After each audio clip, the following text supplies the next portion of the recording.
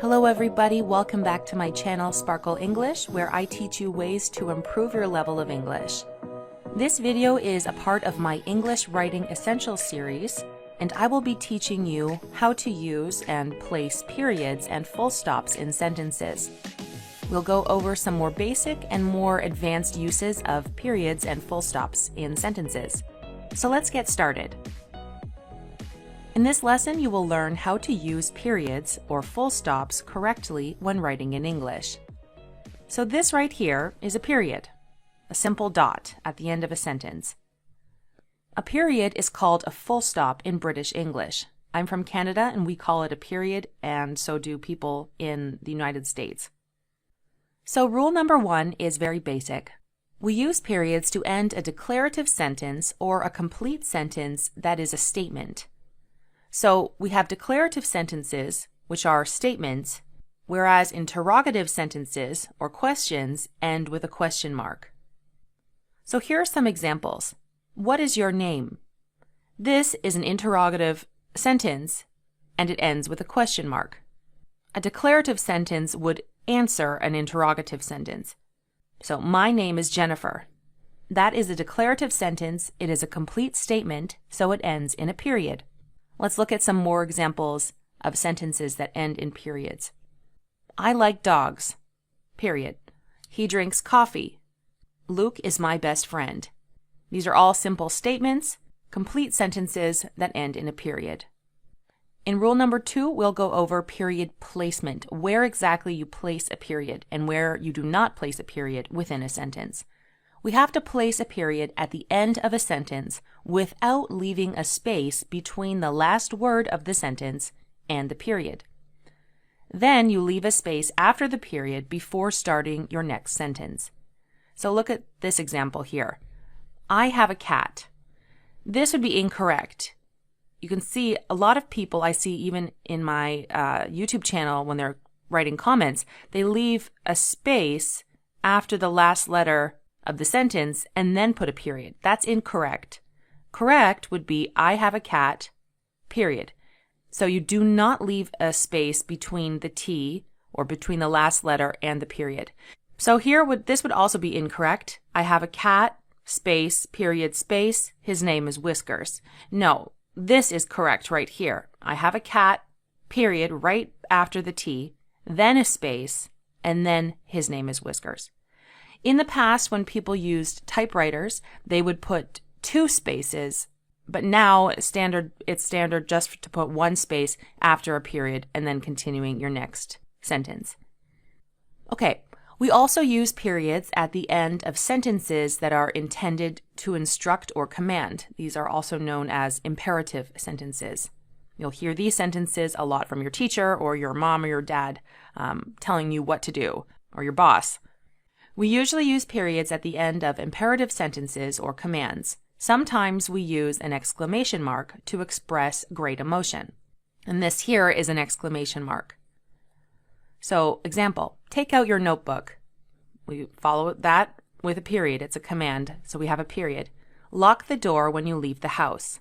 Again, that's an instruction or command, so we end with a period. Please sit down. You can end that again with a period. Now, what about an exclamation mark? How would we use an exclamation mark? That would be when you want to express greater emotion. So if I said, please sit down, but what if I was, a teacher and I was really angry at my students because they would not sit down? I'd say, sit down right now. And that exclamation mark shows more emotion. Another good example is be careful. If say my child was about to cross the road and I didn't want him or her to get hit by a car. Be careful, okay? Otherwise, a command would normally end with a period. Okay, so rule number 4 starts to get a bit more complicated because a lot of people make this mistake, both English learners and also native English speakers. An indirect question ends with a period, not a question mark. So when a question is direct, you need to use a question mark at the end. A direct question will often begin with one of these words: who, what, where, when, why, how, can, may. There's other words as well that could begin a question, but those are typical ones. When a question is indirect, you need to use a period at the end to indicate this. So let's look at the difference between a direct question and an indirect question. So here are some examples. A direct question, this one you can see begins with the question word where. Where is my phone? This is a direct question. I'm wondering, where is my phone? I want you to answer my direct question. An indirect question would be, I wonder where my phone is. This we end with a period because it's not actually asking a question. It's really making a statement. I wonder where my phone is, but it's not actually asking someone directly, where is my phone? Tell me, do you know where my phone is? It's not a direct question, okay? Another example, can I come to the party? This is a direct question, so it has to end with a question mark. But an indirect question would be, she asked if she could come to the party. Okay, so when it's an indirect question, not a direct question, we end with a period or a full stop. Okay? So rule number 5, if a sentence ends with an abbreviation that ends in a period, do not follow it with another period. We often use periods with abbreviations. These are some examples of abbreviations: Mr., Mrs., Doctor, Saint, AM, PM when we're referring to time, etc., and incorporated, we're referring to a corporation. So we put a period at the end of these abbreviations. Now, if a sentence ends with an abbreviation that ends in a period, we do not follow it with another period. That period at the end of the abbreviation works for the sentence. That completes the sentence. We don't need and we cannot use 2 periods. So this would be correct here. I have an appointment at 10 a.m. Finished. This abbreviation has a period, so we finish it like that. You do not say, I have an appointment at 10 a.m. and add an extra period at the end. We don't do that, okay? That's incorrect. Here's another example. Jack said, I just got a job at Apple Incorporated, for example. So you can see here we have the period, and then we have the quotation afterwards, because this is a quotation. It's what Jack said. We would not write, Jack said, I just got a job at Apple Incorporated, and then have a period, and then a quotation, and then a period. No, this would be incorrect. We only need to use the period inside the quotation marks. Now I'm going to skip to the next slide, and we're going to talk about using periods with quotation marks. Now remember, this is American English.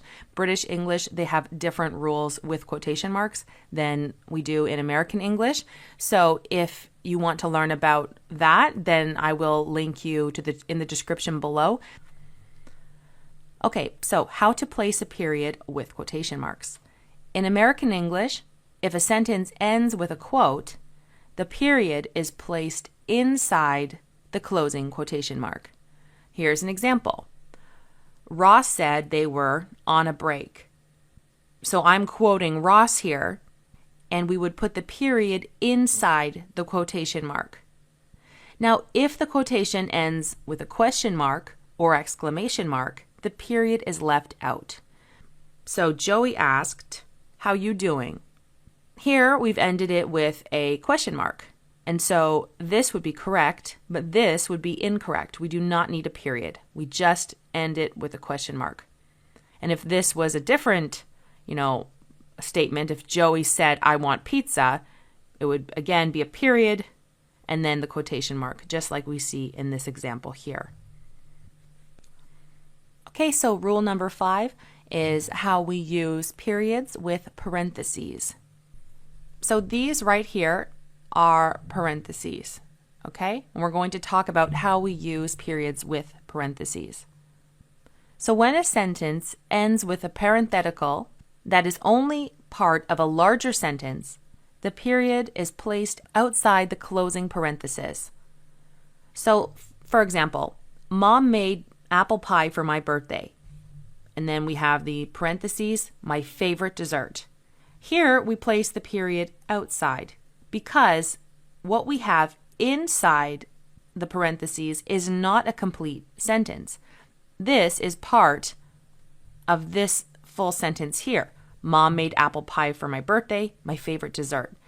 So we're going to put the period or the full stop after the parentheses, okay? However, when a complete sentence is entirely enclosed by parentheses, the period goes inside the closing parenthesis. So, Mom made apple pie for my birthday. Here, you can see we have a period. It is my favorite dessert, period, inside the closing bracket. So, it's actually quite simple.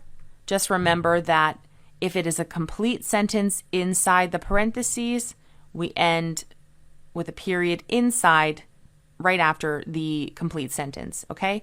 But if the parentheses is a part of a larger sentence, then you have the period afterwards so that the parentheses is part of that sentence, okay? So you can see here we have two different periods. Mom made apple pie for my birthday, period, because that is a complete sentence. And then it is my favorite dessert, period, because that is also a complete sentence inside the parentheses. Okay? All right, so now we are ready to do some practice. So which of these sentences are incorrect? I have 7 different sentences here. Some of them are correct and some of them have errors, and your job is to correct them and see which ones, and let me know which ones have errors. So I want you to get out a piece of paper or go to the comment section of this video, and you can see how many you have right out of 7. So I'm first going to read each of them to you, and then we will correct them together. All right, so let's start with number 1. I can't go to the meeting tomorrow night. Can you reschedule? I got a promotion yesterday. Jack asked, do you want to go out tomorrow night? Jean came to the concert with Chad, her boyfriend. We have a conference next Monday at 2 p.m.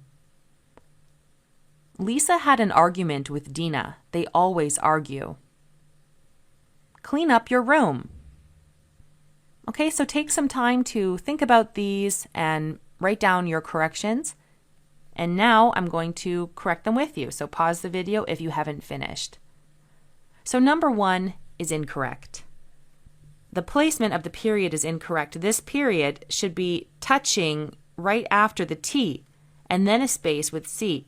So it should go night, the period right beside night, and then a space, and then the next word. And we should have a space right here between the period and can. Okay? Number 2 is correct. That's a statement. I got a promotion yesterday. It's a declarative sentence. So we put a period at the end and the placement is correct. Now the next one, Jack asked, do you want to go out tomorrow night? This is incorrect. This one we do not need a period because it ends with a question mark, so we don't need a period. Number 4, Jean came to the concert with Chad, her boyfriend. This one is correct because her boyfriend is not a complete sentence. It is a part of this larger sentence. Jean came to the concert with Chad. So we put the period at the end because her boyfriend is not a complete sentence. It is a part of this entire sentence here. Okay, number 5. We have a conference next Monday at 2 p.m. This is incorrect. We have too many periods here. It's an abbreviation that has ended the sentence and it already has a period, so we do not need to add an extra period. Okay, number 6. Lisa had an argument with Dina. They always argue. This is also incorrect. They always argue is a complete sentence, so this period should be inside the bracket. We have this period here that has finished this statement. Lisa had an argument with Dina. And then we have the parentheses, they always argue. It's a complete sentence, so we would end it with a period inside the parentheses. And the last one, clean up your room. This one is incorrect. You can either end this one with a period or with an exclamation mark, but you can't use both. So let's say this one, let's say it was a mom who was really angry. Clean up your room. She said it with a lot of emotion, we'd use an exclamation mark. If she said it not with a lot of emotion, clean up your room, then you could put a period at the end, but you cannot use both. Okay?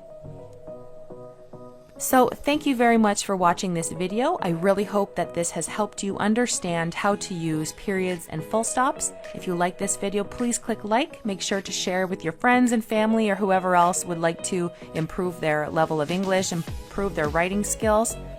I encourage you to practice writing some sentences in the comments using periods, and let me know how you did on the test, how many you got out of 7.